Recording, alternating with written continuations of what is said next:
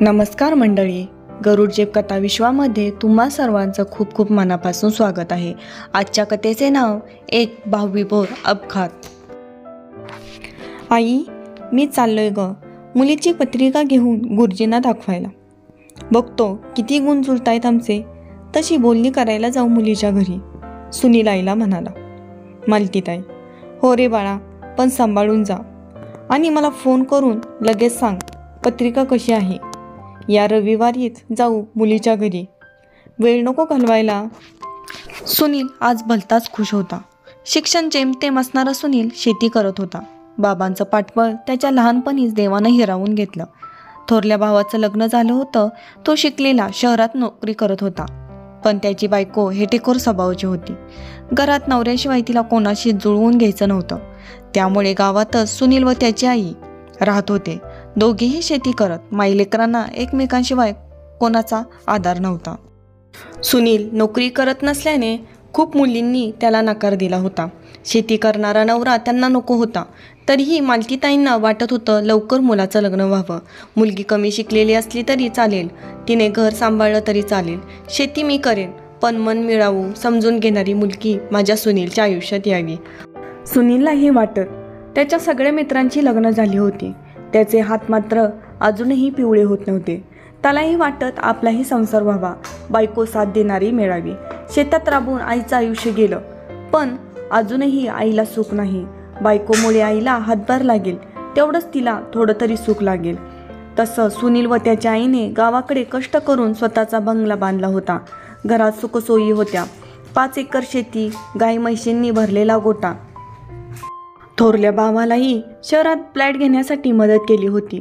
नवऱ्याचं छत्र नसतानाही खूप हिमतीने मालतीताईंनी संसार ओढला. थोरला दीपक अधूनमधून गावाकडे येई, आईची भावाची चौकशी करत. घरात काही कमी जास्त लागलं तर मदतही करत. त्यालाही आईची कळकळ होती, पण बायकोपुढे त्याचे काही चालत नसे. तिच्या परस्पर तो त्यांच्यासाठी करत. दीपकलाही सुनीलची काळजी होती. तोही त्याच्या लग्नासाठी धडपडत होता. सुनीलचं लवकर लग्न व्हावं असं त्यालाही वाटत होतं, कारण थोरली सून कोणालाच आसरा देणार नाही हे सगळ्यांनी ओळखलं होतं. मालतीताईंना वाटत डोळ्यासमोर सुनीलचं लग्न व्हावं, कारण सुनील साधा सरळ, त्यात कमी शिकलेला. त्यामुळे मालतीताईंना त्याची खूप चिंता सतावत होती. आज मालतीताईंच्या भावाने सुनीलसाठी एक स्थळ आणलं. मुलीचं जेमतेम शिक्षण होतं. गरीब परिस्थितीमुळे तिचं लग्न करायचं चाललं होतं. सुनील व त्याच्या आईलाही मुलीकडून तिच्या घरच्यांकडून कसलीही अपेक्षा नव्हती. मुलीचा फोटो सुनीलला आवडला होता. आता फक्त पत्रिका बघायची बाकी होती. आईला निरोप देऊन तो पत्रिका बघण्यासाठी गाडीला किक मारून चालला. मालतीताई: सावकाश जा रे सुनील, आणि आठवणीने फोन कर, असं म्हणून त्या त्यांच्या कामाला लागल्या. सुनीलला वाटतं होतं आता हे लग्न नक्की जुळेल. तो खुश होता. गाडी खूप सावधगिरीने चालवत होता. उन्हाचा चांगलाच तडाखा बसत होता. तप्त उन्हात दुपारच्या वेळी एकही चिटपाखरू रस्त्यावर नव्हतं. क्वचितच एखादं दुसरं वाहन दिसत होतं. कडक उन्हात आजूबाजूला परिसर निस्तेज दिसत होता. सुनीलच्या मागून एक ट्रॅक्टर येत होता. सुनील रस्त्याच्या एका बाजूने गाडी चालवत होता, पण मागून येणारा ट्रॅक्टर वाहन चालक मद्यपान करून फुल टाईट झाला होता. त्याने खूप मद्यपान केले आहे याबाबतीत सुनील मात्र अजाण होता. सुनीलने पुढे जाण्यासाठी जागा देऊनही तो ट्रॅक्टर पुढे नेत नव्हता. त्या माणसाला कसली शुद्ध नसल्याने अतिवेगात ट्रॅक्टरची धडक सुनीलच्या गाडीला दिली. काही काळाच्या आतच सुनील गाडीवरून डोक्यावर आपटला. भर उन्हात तो तळमळत होता, पण त्याच्या मदतीला कोणीच नव्हतं. तो ट्रॅक्टर चालक निघून गेला. डोक्याची मागील बाजू पूर्ण रक्ताने माखली होती. त्या रक्ताच्या धारेने शर्टही रक्ताने भरला होता. थोड्या वेळातच त्याची शुद्ध हरपली. संध्याकाळचे 6 वाजले तरीही त्याच्याकडे कोणीच पाहिलं नव्हतं. मालतीताईंना सुनीलची काळजी वाटू लागली होती, कारण 6 वाजले तरी तो घरी आला नव्हता की त्याचा फोनही आला नव्हता. आईचं मन काही केल्या शांत होईना. अनेक विचार डोक्यात येत होते. मालतीताईंकडे फोन होता, पण कसा लावायचा हेही त्यांना जमत नव्हतं. त्या अशिक्षित होत्या.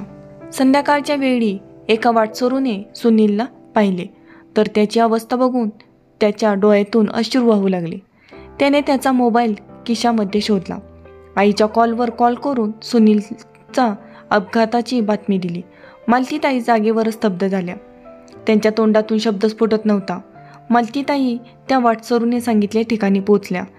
त्याची अवस्था बघून त्यांना रडूच आवरत नव्हतं. त्या वाटसरूच्या मदतीने त्याला दवाखान्यात नेलं. थोरल्या मुलाला सुनीलचा अपघात झाल्याचं सांगितलं. डॉक्टरांनी त्याची परिस्थिती खूप नाजूक असल्याचं सांगितलं. 1 आठवडा झाला तरी सुनील बेडवर निपचित पडून होता. त्याची चुकी नसतानाही तो खूप काही सहन करत होता. डॉक्टरांचे उपचार चालूच होते, पण प्रतिसाद शून्य मिळत होता. मालतीताईंचे डोळे रडून रडून सुजले होते. मुलाच्या लग्नाचे वेध घेणारे डोळे आज काय बघत होते. दीपकही सुनीलसाठी धावत आला. उपचारात काही कमी करू नका, पैसे लागेल तेवढे घ्या, पण सुनीलला वाचवा असे डॉक्टरांना म्हणत रडत होता. डॉक्टर दोघांनाही धीर देत होते. 1 आठवड्यानंतर सुनीलला शुद्ध आली. समोर आई बसली होती. रडू नकोस असं सांगताना त्याची बोबडीच वळत नव्हती. हाताने त्याला काहीतरी सांगायचं होतं, पण हातच हालत नव्हते. शरीर असूनही नसल्यासारखं झालं होतं. डोळ्यातून अश्रू वाहत होते आणि त्या अश्रूचे पाणी उशीच्या कवरमध्ये मुरत होते. शरीर निपचित पडून होतं, त्यामध्ये संवेदना मात्र काहीच नव्हत्या. डॉक्टरांच्या म्हणण्यानुसार त्याच्या मेंदूला लागलेल्या मारामुळे तो संवेदना हरवून बसला होता. तो दुसऱ्यांच्या मदतीनेच काही करू शकतो, स्वतः हलूही शकत नाही. महिना झाला, लाखो रुपये खर्च झाले, त्यामध्ये सुधारणा काहीच नव्हती. दुसऱ्याच्या चुकीमुळे तो जिवंतपणी नरक यातना सोसत होता. चूक दुसऱ्याने केली होती, शिक्षा मात्र निष्पाप भोगत होता. मद्यपान करून कृपया गाडी चालवू नका, नाहीतर कोणी निष्पाप जीव गमावेल, नाहीतर कोणीतरी जिवंतपणी नरक यातना सोसेल. गाडी चालवताना तुम्ही योग्य दिशेने जात असताल, पण तुमच्या आजूबाजूला शहाणाच असेल असं समजू नका, त्याकडेही लक्ष द्या. राष्ट्रीय सुरक्षा परिषदेच्या 1989 प्रसिद्ध झालेल्या अपघात वस्तुस्थिती दर्शक अहवालानुसार मद्यपान संबंधित अपघातांमुळे जखमी होण्याचे प्रमाण दर 60 सेकंद 1 इतकं प्रचंड आहे. सावधान, सतर्क राहा. कृपया कथा आवडल्यास लाईक, शेअर, सबस्क्राईब करायला विसरू नका. Thanks for watching. जय हिंद, जय महाराष्ट्र. धन्यवाद.